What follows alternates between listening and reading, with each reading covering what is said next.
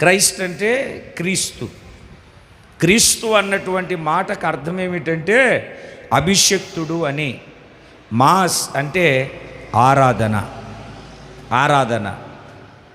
చాలా క్రిస్మస్లలో క్రీస్తు ఉండడు, ఆరాధన ఉండదు.